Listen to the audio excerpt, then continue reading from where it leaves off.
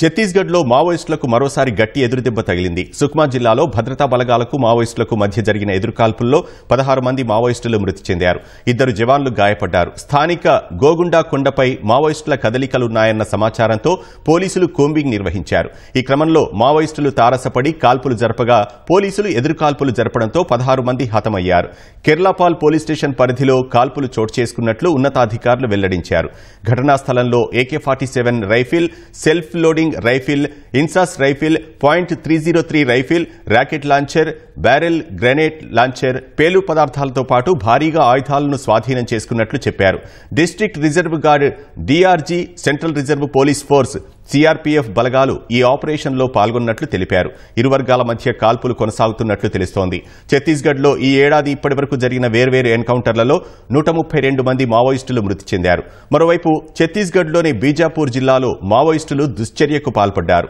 వారు అమర్చిన IED పేలిన ఘటనలో 2 చిన్నారులు మృతి చెందగా మరో మహిళకు తీవ్ర గాయాలయ్యాయి. సుక్మా జిల్లాలో మావోయిస్టులు భద్రతా బలగాల మధ్య ఎదురుకాల్పులు కొనసాగుతున్నాయి. మరింత సమాచారం మా ప్రతినిధి మహేష్ తివారీని అడిగి తెలుసుకుందాం. మహేష్ తివారీ, ఎదురుకాల్పులకు సంబంధించి వివరాలేంటి?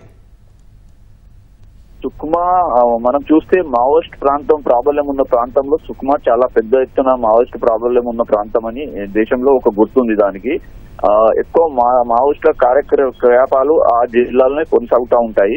అలాగే మావోయిస్టు పెద్ద లీడర్లకు కూడా అది కంచుకోట అని గుర్తు ఉంది ఆ సుక్మా జిల్లాది.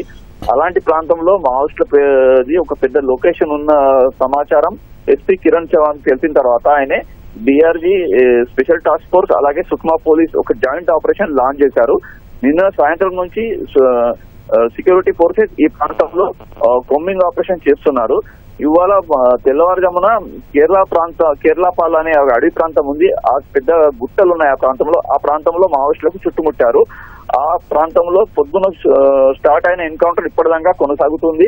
ఈ ఎన్కౌంటర్ లో 16 మంది మావోయిస్టులు మృతి చెందారు. సంఘటనా స్థలంలో వాళ్ళ మృతదేహాలు కూడా ఉన్నాయి. అలాగే ఆ ప్రాంతంలో చాలా పెద్ద ఎత్తున సొఫిస్టిక్ వెపన్స్, ఆటోమేటిక్ వెపన్స్ అక్కడ చాలా దొరికాయి. దాంట్లో SLR గానీ, కార్బైన్ గానీ, అలాగే వేరే వెపన్స్ ఉన్నాయి. కొన్ని ID బ్లాస్ట్ కూడా అక్కడ పోలీసు రికవర్ చేశారు. ఇలాంటి పెద్ద సంఘటన ఇవాళ అక్కడ జరిగింది. ఏదైతే మనం చూస్తూ ఉంటే ఇప్పటిదాకా జరిగిన పెద్ద సంఘటనలు మావోయిస్టులు ఏదైతే సెక్యూరిటీ ఫోర్సెస్ మీద దాడి చేశారో కొన్ని సంవత్సరాలలో అది 2009 నుంచి ఇప్పటి వరకు చూస్తే చాలా పెద్ద సంఘటనలు ఈ జిల్లాలో జరిగాయి.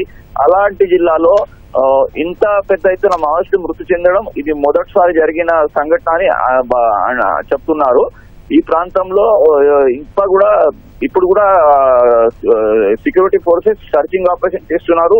ఆగి ఎన్కౌంటర్ కూడా అక్కడ జరుగుతుంది. సాయంత్రం వరకు మనకు డీటెయిల్ దీంట్లో ఎంతమంది మావోయిస్టులు మృతి చెందారు ఆ వార్త మనకు ఖచ్చితంగా మనం చెప్పవచ్చు. కానీ ఇప్పుడైతే 16 మంది మావోయిస్టులు మృతి చెందారు.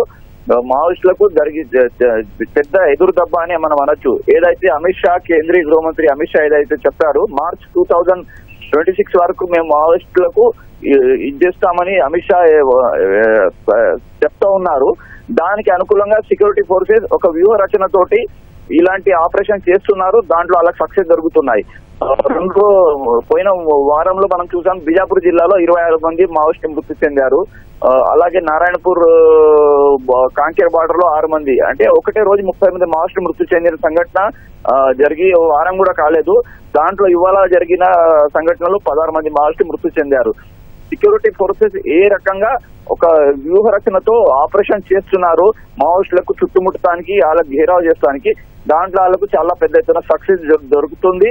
దాంతో దండకార్యంలో మావోయిస్టు ఉద్యమం అనే ఒక ఏదైతే ఉండేనో దానికి ఒక పెద్ద ఎదురుదెబ్బ